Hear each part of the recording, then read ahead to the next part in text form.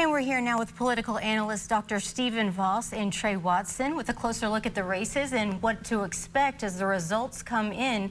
You know, guys, from both of you, you study this year-round, but what are you thinking right now tonight when it comes to the governor's race? I think it's going to be incredibly close. I'd be shocked if it was outside of a 2-point margin one way or the other. And honestly, I can make an argument for why it would swing both candidates' directions.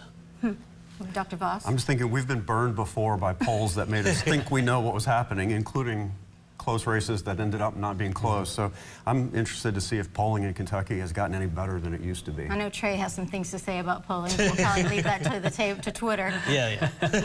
All right, well, this is a red state after all. This is a state that Donald Trump has won handily over the last 2 elections, yet Andy Beshear remains one of the most popular governors in the entire country. What do you make of Daniel Cameron's late push here? Seems like, Andy Beshear had some momentum over the summer, and over the last couple of weeks, Cameron seems to really have closed that gap. I think win or lose, this is a transitional election for Kentucky. Andy Beshear will probably be the last Democrat governor for maybe a generation.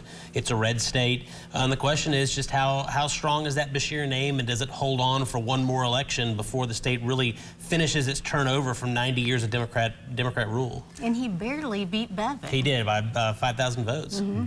I'm more optimistic about Democratic prospects. I mean, the 2016-2020 Trump vote was the high water mark, and what we've seen is sort of a blue undertow after that red wave, especially in the Golden Triangle, you know, from the Kentucky bump down to Louisville and across to Lexington. Those are growing areas, wealthy areas, and that's the electorate that's been shifting to the Democratic Party. Are there any counties that are must-wins for either one so you'll know what's going to happen down the road?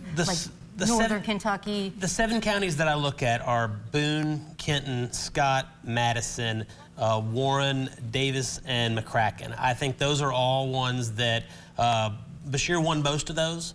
I think Cameron or Beshear, they both need to win the majority of those if they're going to win this election.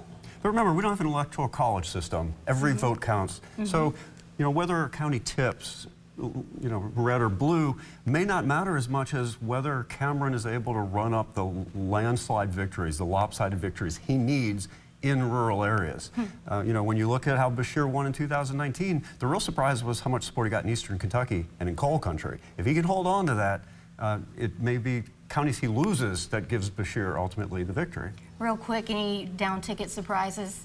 No, I think the only surprise would be if any of the elections are under 50,000 vote margin. Republicans will sweep all 5. Okay, we'll be right back.